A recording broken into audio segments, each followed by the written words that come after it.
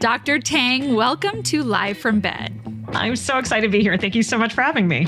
I have to be totally honest, you guys. I'm going to hijack this episode because, Dr. Tang, I need to tell you, my period is late. And it's never late. So I want to get into that in a second. Of course. But Dr. Tang wrote a book that absolutely changed my life because, as you guys know, family planning is on my mind. Being a woman just in general is on my mind, and wondering what the hell is going on down there, and wondering, based on the age I am, like what I need to worry about, what I don't need to worry about, what's wrong with me, what's right with me. You know, we just have all these questions. But Dr. Tang's book is called It's Not Hysteria. Everything you need to know about your reproductive health, but we're never told. I mean, I think I pretty much understand. If you've ever been on Instagram or TikTok for 10 minutes, you understand why it feels hysterical. But why did you call it It's Not Hysteria?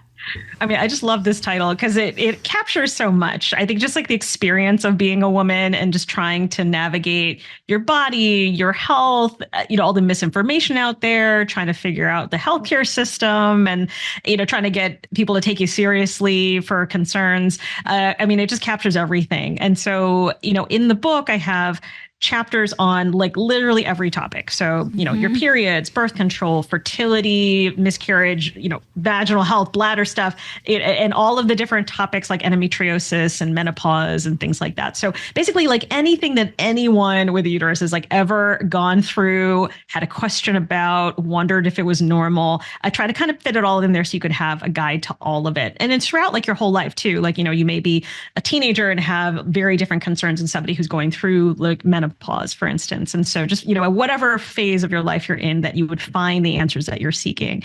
And, I actually have a chapter on history. Is the word hysteria like has all these like historical connotations. It literally, either used to mean that your uterus, the word hysteria comes from the word for uterus, actually. That's, you may have heard the word hysterectomy. Right. So it actually literally comes from the word for uterus. Like, no, that blew my mind. Right? That they thought it was your uterus was like literally misbehaving and like wandering around. And then you had Freud later, who was like, oh, hysteria is just because you're like anxious and you're suppressing all these crazy anxieties and that's what's making you sick.